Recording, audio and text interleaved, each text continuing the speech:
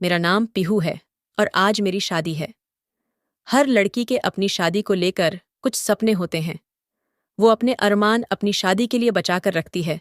लेकिन मेरी शादी जो हुई थी वो दूसरी शादियों से ज़रा अलग थी।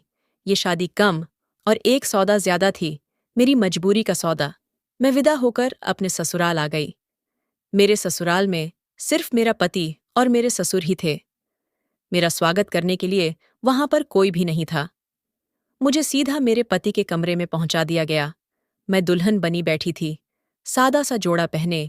एक आम सी दुल्हन आने वाले वक्त के डर की वजह से मेरा दिल तेज तेज धड़क रहा था और हाथों पे बार बार पसीना आ रहा था। मुझे अपने पति के बारे में सुनी गई बातें दिमाग में घूम रही थीं। अरे इससे शादी मत करो, वो पागल है। अरे वो तो साइको है। अरे तुम तो अच्छी भली पढ़ी लिखी लड़की हो, फिर क्यों इस पागल इंसान से शादी करने की बेवकूफ़ी कर रही हो। एक के बाद एक बात मेरे दिमाग में चल रही थी। घबराहट से गला सूख चुका था। मैं अपनी घबराहट पर काबू पाने की कोशिश कर रही थी कि इतने में मेरा पति अंदर चला आया। मैं थोड़ा सिमट गई। वो आकर मेरे पास बेड पर बैठ गया और मुझसे कहने लगा कि अपना घूंघट उठाओ। मुझे ये बात बहुत अजीब लगी, लेकिन मैंने पहले ही अपने पति के बारे में इतनी अजीब अजीब बातें सुन रखी थीं, इसलिए मैंने उसकी बात मानी और अपना घूंघट खुद ही उलट दिया। मगर जैसे ही मेरी निगाह उसके चेहरे पर पड़ी तो मैं चौंक उठी और उसने भी चौंक कर अजीब नज़रों से मेरी तरफ देखा और कितनी देर टकटकी लगाए मुझे देखता रहा। और ना जाने उसे क्या हुआ, वो एकदम से उठकर कमरे के टेरेस पर चला गया। मेरा नाम मानवी है और मैं एक गरीब घराने से संबंध रखती हूँ। घर में मेरे अलावा माँ, पिताजी और एक छोटा भाई भी है। भाई अभी छोटा था और गवर्नमेंट स्कूल में पढ़ रहा था, जबकि मैं इंटर करके दिल्ली की एक मशहूर यूनिवर्सिटी में स्कॉलरशिप पर पढ़ रही थी। यहाँ पे मेरी जैसी लड़कियां बहुत कम थीं जो गरीब फैमिली से हों। यहाँ पे अच्छे अच्छे अमीर घरों के लड़के और लड़कियां पढ़ने आती थीं। इसीलिए मैं शुरू से ही अपने आप में ही मग्न रहती थी। मेरी कॉलेज में भी किसी से दोस्ती नहीं थी और अब यूनिवर्सिटी में भी मैंने किसी से दोस्ती नहीं की।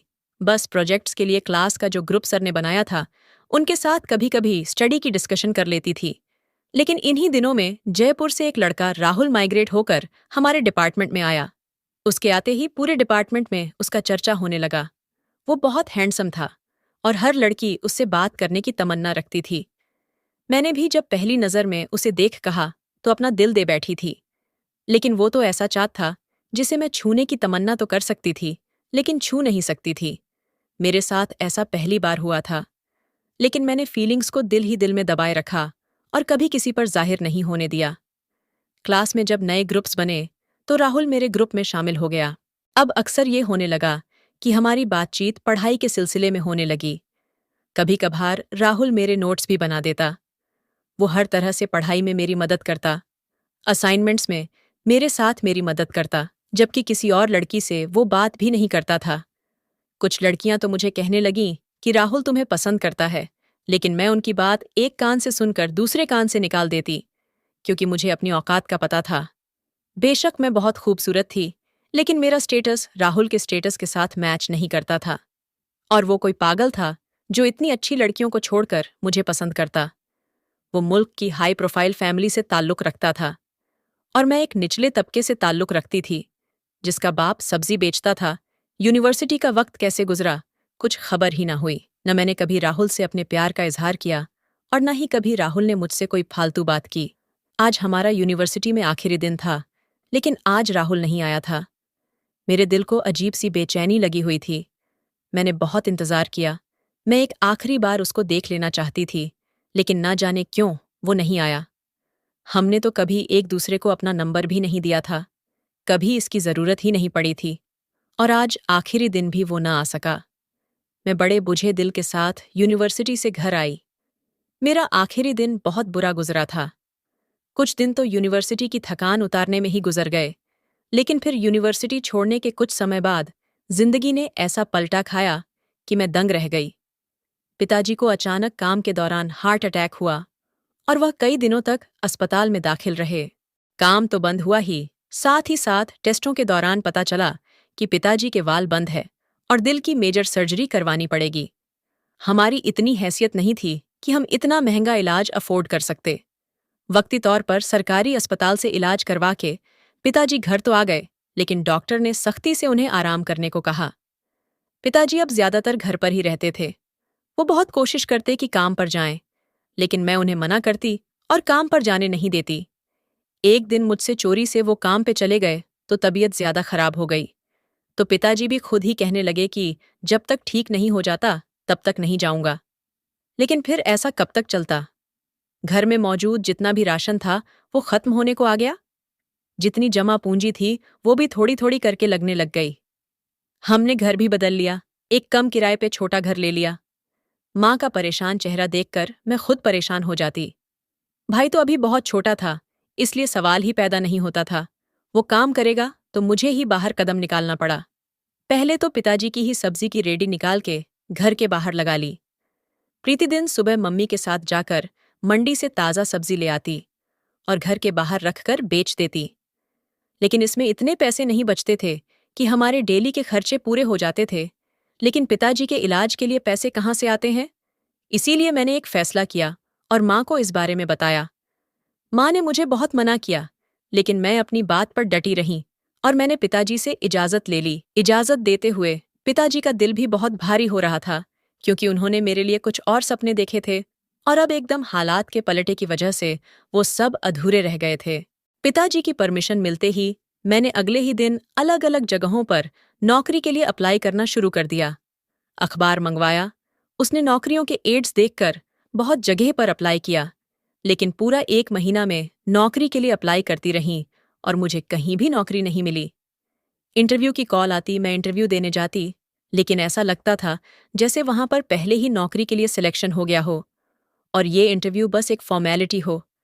लेकिन फिर इन्हीं दिनों मैं एक जगह पर मेरी नौकरी लग गई। सैलरी बहुत ज्यादा नहीं थी, लेकिन अच्छी थी। मैं खुशी से खिल उठी और फौरन ज्वाइन कर लिया।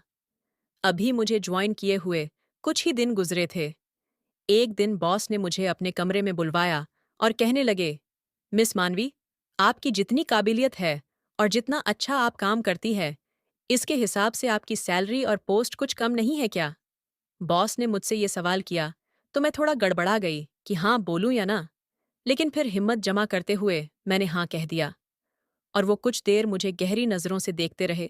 मुझे उलझन होने लगी, लेकिन फिर वो कहने लगे, आपकी सैलरी और पोस्ट बढ़ सकती है, लेकिन अगर आप मुझे खुश करें तो? उसने कहा तो मैं उलझन भरी नज़रों से उनकी तरफ देखा और पूछा, कैसे सर? तो वो बड़ी कमीनी सी हंसी हंसते हुए कहने लगे, मिस मानवी, अब आप समझदार हैं, समझ सकती है, इसके लिए आपको बस मुझे खुश करना होगा। बॉस की बात सुनकर मेरे तो तन बदन में आग लग गई। मैं एकदम गुस्से से खड़ी हो गई और कहने लगी कि तुम जैसे कमीनों की वजह से ही लड़कियां घरों से निकलने को डरती हैं। मैं लानत भेजती हूं तुम पे और तुम्हारे काम पे। मैं गुस्से से यह कहती हुई ऑफिस से बाहर आ गई। पीछे से वो कमीना बॉस मुझे आवाजें ही देता रह गया। मेरी आंखों से आंसू बह रहे थे। मुझे अपने आप इतना लाचार और बेमोल लग रहा था। ये दुनिया मजबूर और लाचार लोगों की नहीं थी। मैं कितनी देर इसी तरह बेमकसद सड़क किनारे चलती रही, लेकिन आखिर कब तक? घर तो जाना ही था ना। घर पहुंचकर माँ ने मेरा परेशान चेहरा देखा तो पूछने लगी, क्या हुआ है मानवी, तुम इतनी परेशान क्यों हो? माँ के पूछने की देर थी कि मैं फूट फूट कर रोने लगी और माँ को सारी बात सच सच बता दी। माँ ने मुझे अपने साथ लगा लिया और हौसला दिया।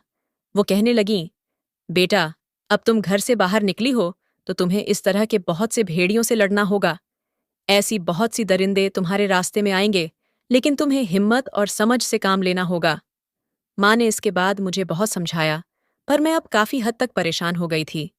अगले दिन मैं हिम्मत और हौसले से नई जॉब दिखने लगी और फिर जल्द ही मेरी किस्मत से मुझे NK इंटरप्राइजेज में नौकरी मिल गई। ये नौकरी पहले वाली नौकरी से बहुत अच्छी थी।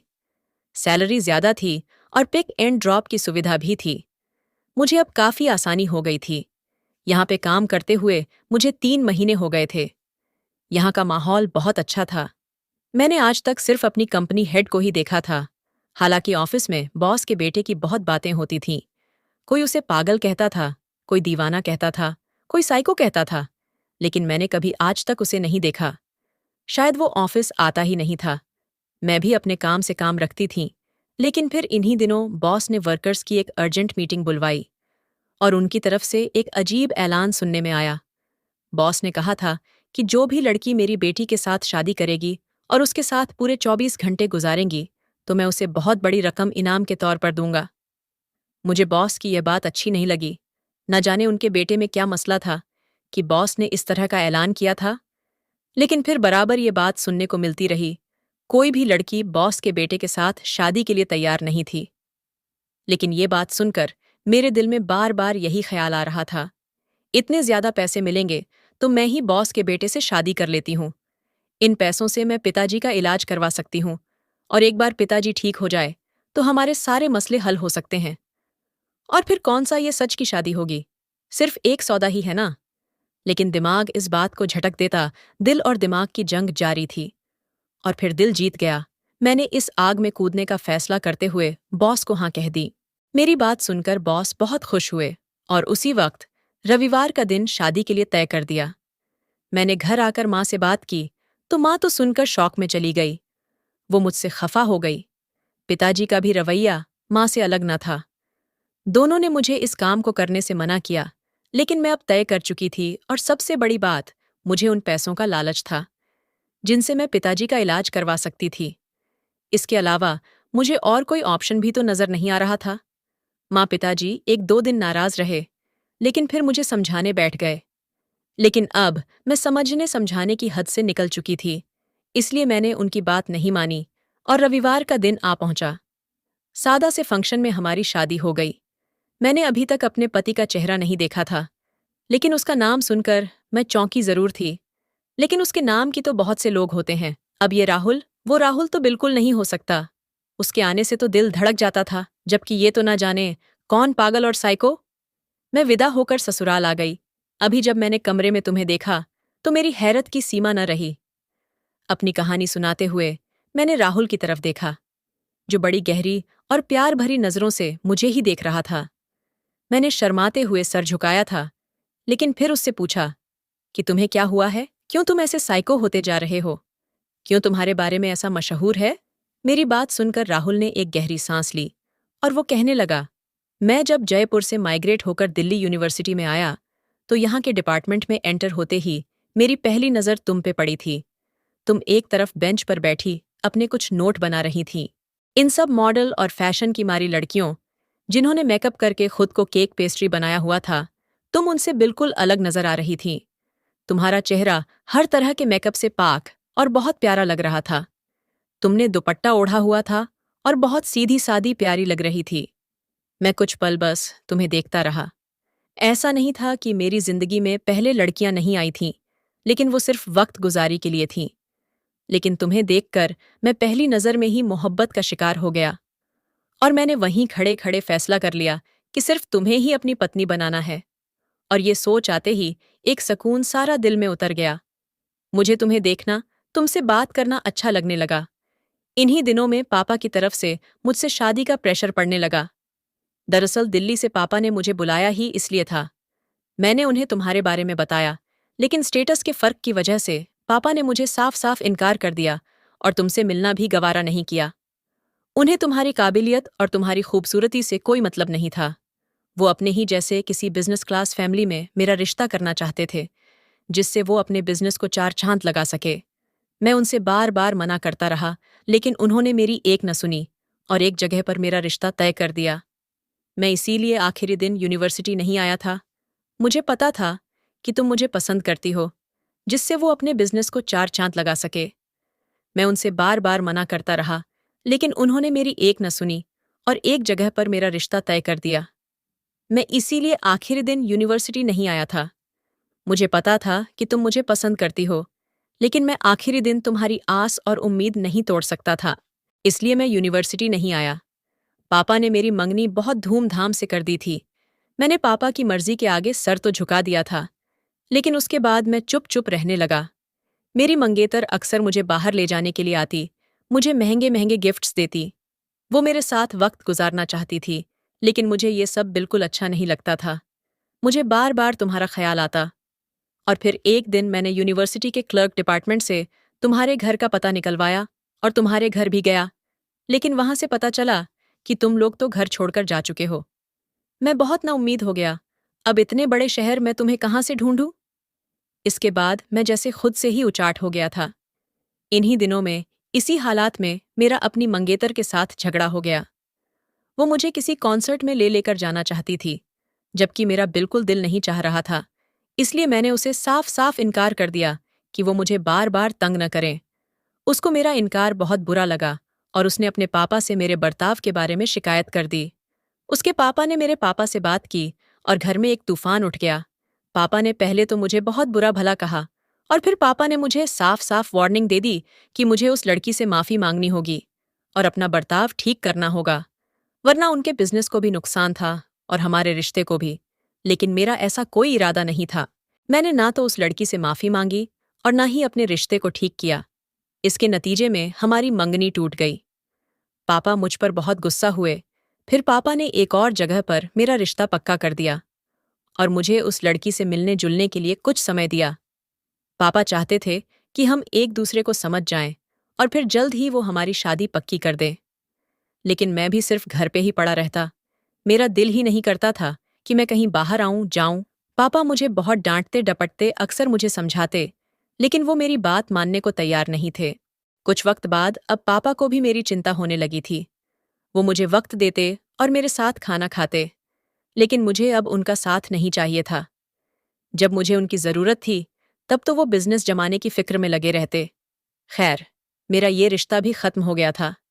मैंने पापा को साफ साफ मना कर दिया था। अब भी मेरे लिए कोई रिश्ता न देखे, ना ही मुझे अभी शादी करनी है। मुझे कुछ वक्त दे। पापा भी शायद अब इस बात को समझ गए थे, इसलिए उन्होंने मुझे संभलने के लिए वक्त दिया। कुछ दिन इसी तरह से गुजर गए। बाप ने इकलौते बेटे को दुनिया से अलग थलग और दुनिया से उचाट देखते तो उन्हें अच्छा नहीं लगता। अक्सर वो मेरे दोस्तों को कॉल करके बहाने से घर बुलवा लेते ताकि मैं खुश हूं, लेकिन मैं वक्ती तौर पर तो बहल जाता और फिर बाद में उसी हालात का शिकार हो जाता। कुछ दिन बाद पापा मुझसे कहने लगे कि तुम उस लड़की को ढूंढ लो। अगर तुम 1 महीने के अंदर अंदर उसे ढूंढने में कामयाब हो गए तो मैं तुम्हारी शादी उसके साथ करवा दूंगा, वरना फिर तुम्हें मेरी बताई हुई लड़की से शादी करना पड़ेगी। पापा की शर्त मानकर मैंने तुम्हें बहुत ढूंढा। तुम्हारे पुराने मोहल्ले भी गया, वहां से तुम्हारा नया पता लिया, लेकिन उन्होंने जो बता दिया वो गलत निकला। तुम्हारे पापा के बारे में मुझे कुछ पता नहीं था, इसलिए क्या पूछताछ करता। 1 महीना कैसे गुजर गया मुझे कुछ पता न चला। मेरे पास तुम्हारी कोई तस्वीर भी न थी और ना ही तुम्हारी किसी से कोई दोस्ती थी जिससे मैं तुम्हारे बारे में पूछ सकता। जैसे ही महीना खत्म हुआ, पापा ने मुझसे तुम्हारा पूछा तो मैंने हारे हुए अंदाज में पापा से कहा, वो जिस भी लड़की से मेरी शादी करेंगे मैं तैयार हूं। पापा तो जैसे खुशी से बेकाबू हो गए और अगले ही दिन उन्होंने कहा कि मैंने इस रविवार तुम्हारी शादी पक्की कर दी है। रविवार को तैयार रहना। मैंने उनसे लड़की के बारे में कुछ भी नहीं पूछा, क्योंकि अगर तुम नहीं हो तो कोई भी हो, क्या फर्क पड़ता है। रविवार के तय वक्त पर मैं तैयार हो गया। शादी के दौरान तुम्हारा नाम सुनकर मैं चौंका जरूर था, मगर मानवी नाम की लड़कियां न जाने कितनी इस दुनिया में होंगी, मैं ये सोचकर रह गया और फिर तुम्हें अपने कमरे में देखकर हैरान हो गया हूं। शायद भगवान ने हमारा मिलना लिखा था, इसी तरह हमारा नसीब जुड़ना था और देख लो, आज हम एक हो गए। पर राहुल ने ये कहते हुए अपना हाथ आगे किया तो मैंने भी उसके हाथ पर अपना हाथ रख दिया। अगले दिन सुबह मैं और राहुल बहुत खुश खुश अपने कमरे से बाहर निकले और जाकर पापा से मिले। पापा हम दोनों को एक साथ खुश देखकर बहुत हैरान हुए और फिर हम दोनों को एक साथ गले लगा लिया। उनकी आंखें भीग गईं। शायद वो भी राहुल की इस हालत की वजह से बहुत ज्यादा परेशानी में थे और अब उसे खुश देखकर उन्हें अच्छा लगा। हम सब मिलकर नाश्ता करने लगे। राहुल मुझे थोड़ी थोड़ी देर बाद हर चीज उठाकर मुझे दे रहे थे। मुझे बहुत अच्छा लग रहा था और पापा हैरानी से राहुल को देख रहे थे। सिर्फ मैं और राहुल ही सच्चाई जानते थे। उन्होंने पापा को इस बारे में कुछ भी नहीं बताया। मैंने और राहुल ने एक दूसरे से वादा किया था कि ये बात हम कभी किसी दूसरे को नहीं बताएंगे कि हम एक दूसरे को पसंद करते थे और मैं वो ही लड़की हूं जिससे राहुल शादी करना चाहता था। पापा को भी सच्चाई का पता नहीं था, इसलिए वो हमें खुश देखकर बहुत खुश थे कि अचानक राहुल पापा से कहने लगे, पापा, मैं दरअसल आपका धन्यवाद करना चाहता हूं कि आपने मानवी को मेरी जिंदगी का साथी चुना। इससे बेहतर लड़की मेरे लिए कोई हो ही नहीं सकती थी। राहुल यह कहते हुए उठकर पापा के गले लग गए। पापा की आंखें भीग गईं।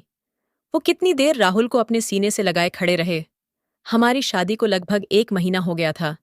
यूं ही बैठे बैठे मुझे राहुल की माँ का ख्याल आया, तो मैंने उससे पूछ ही लिया, राहुल आपकी मम्मा कहाँ है? मैंने कभी उनके बारे में नहीं सुना और ना ही कभी उनकी कोई तस्वीर देखी। यहाँ तक कि मुझे पूरे घर में उनकी तस्वीर भी नजर नहीं आई, जबकि आपके बचपन की तस्वीरें और पापा के अलग अलग शहरों की सैर की तस्वीरें घर में जगह जगह लगी हुई हैं। मेरी बात सुनकर राहुल फीकी सी हंसी हंस दिया और कहने लगा, चलो मैं आज तुम्हें ये सच भी बताता हूँ। मेरी मम्मी पापा की शादी दरअसल एक शादी नहीं थी, बल्कि वो दोनों परिवार का कारोबार बढ़ाने और एक दूसरे का स्टेटस ऊंचा करने का एक सौदा था, जिसे इन दोनों ने मंजूर किया और एक दूसरे को अपना लिया। मम्मी अपनी सोशल लाइफ में ज्यादातर बिजी रहती। वो क्लब जाती, पार्टीज करती रहती और पापा हर वक्त अपने बिजनेस को दो दो चार करने में लगे रहते हैं। दोनों का रिश्ता तो था, लेकिन वो दोनों एक दूसरे के साथ नहीं थे। इन दोनों के रिश्ते में प्यार नहीं था। इसी दौरान न चाहते हुए भी कहीं मैं भी पैदा हो गया था। हालांकि मम्मी को बच्चा नहीं चाहिए था। वो अभी अपने पैरों में किसी तरह की बेड़ियां नहीं डालना चाहती, लेकिन शायद भगवान को कुछ और ही मंजूर था और मैं इस दुनिया में चला आया। फिर पैदा होने के कुछ दिन तक तो मम्मी पापा का आपस में मूड अच्छा रहा, लेकिन फिर उनके बीच वहीं झगड़े दोबारा होने लगे। मम्मी को आपत्ति होती कि पापा उन्हें वक्त नहीं देते, लेकिन पापा को एतराज होता है कि मैं जब घर आता हूं तुम घर पर मौजूद नहीं होती। यूं इस तरह करते करते इन दोनों के झगड़े बढ़ने लगे। मैं उस समय 4 साल का हो चुका था। उन्हीं दिनों में मम्मी का अफेयर सुनने में आया। मम्मी अपने से कम उम्र लड़के के साथ अक्सर दिखाई देने लगी थी। पापा को वैसे तो बिजनेस से फुर्सत नहीं थी, लेकिन उन्हें कोई ना कोई मिलने वाला मम्मी के बारे में बता देता। जब भी पापा को ऐसा कुछ पता चलता, वो नशे में धुत होकर घर आते और मम्मी को गंदी गंदी गालियां देते। कभी कभार तो मम्मी के ऊपर हाथ उठाने की भी कोशिश करते, लेकिन एक तो वो नशे में होते हैं और दूसरे मम्मी उन्हें ऐसा करने से रोक देती। और फिर एक दिन मम्मी ने तलाक का केस कर दिया। पापा को जैसे ही नोटिस मिला, वो भागकर मम्मी के पास चले आए और मम्मी की मिन्नतें करने लगे, क्योंकि बिजनेस में 50% की शेयर होल्डर मम्मी थी और अगर मम्मी उनके हाथ से निकल जाती तो इसका मतलब था कि आधा बिजनेस उनके हाथ से चला जाता। पापा ने मम्मी को मनाने की बहुत कोशिश की, लेकिन मम्मी अपनी बात पर डटी रहीं। उनके ऊपर नए नए इश्क का भूत सवार था। वो पापा से तलाक लेकर दूसरी शादी करना चाहती थी। मम्मी को पता था कि पापा उन्हें आसानी से तलाक नहीं देंगे, इसलिए उन्होंने अदालत में केस कर दिया था। पापा ने भी अपनी तरफ से बहुत तगड़ा वकील किया, लेकिन मम्मी का वकील जीत गया और अदालत की तरफ से मम्मी को तलाक मिल गई। साथ ही साथ पापा को मम्मी के 50% शेयर वापस करना पड़े, तो पापा को बहुत बड़ा झटका लगा था और बहुत वक्त लगा उनको ये बिजनेस दोबारा अपने पैरों पर खड़ा करने में। पापा को मम्मी से बहुत मोहब्बत थी। ये क्या था? पापा ने दोबारा शादी नहीं की। पापा ने सारे घर से मम्मी की एक एक चीज फेंक दी थी, यहां तक कि मम्मी की तस्वीरें भी नहीं रहने दी। मेरे ऊपर इन झगड़ों का बहुत असर हुआ था। मम्मी की बेवफाई और रोज रोज के झगड़े मुझे औरत जात से भरोसा खत्म करते गए। मैं इस तरह की जिंदगी अपने लिए नहीं चाहता था और ना ही अपनी जिंदगी में ऐसी औरत चाहता था जिसे न घर का ख्याल हो, न अपने पति का और न बच्चे का, जिसे ये तो पता हो कि शाम को तैयार हो कि उसको क्लब जाना है, लेकिन ये पता ना हो कि शाम को उसका बेटा और पति क्या खाएंगे, जिसे गैर मर्दों से अपनी तारीफ सुनकर अच्छा लगता हो। मुझे ऐसी औरत नहीं चाहिए।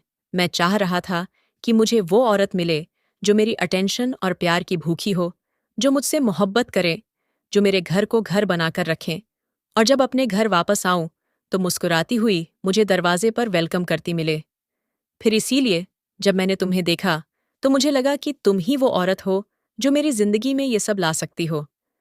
हालांकि मैंने अपनी सोसाइटी में से बहुत सी लड़कियां देखीं, मुझे अच्छी भी लगीं, लेकिन वो सब भी मम्मी की तरह ही थीं। मम्मी की तरह उनके ख्यालात थे। उनकी जिंदगी भी मम्मी की जिंदगी जैसी ही थी। मैं धीरे धीरे इन सब से उचाट होता गया और फिर बिल्कुल ही पीछे हट गया। और जब मैं माइग्रेट होकर आया तो मुझे लगा कि मेरी तलाश खत्म हो गई है। राहुल ने यह कहते हुए प्यार से मेरे कंधे पर हाथ रखा। मैंने उसके सीने से सर लगा लिया, क्योंकि मुझे मालूम था कि राहुल की मोहब्बत और साथ हमेशा मेरे लिए है और आगे की जिंदगी में अब खुशियां ही खुशियां हैं। तो दोस्तों, कैसी लगी आपको मेरी कहानी? अगर कहानी अच्छी लगी हो प्लीज इसे लाइक करिएगा, शेयर करिएगा और अपनी राय कमेंट बॉक्स में ज़रूर दीजिएगा और अच्छी अच्छी कहानी सुनने के लिए मेरे चैनल को सब्सक्राइब करिएगा।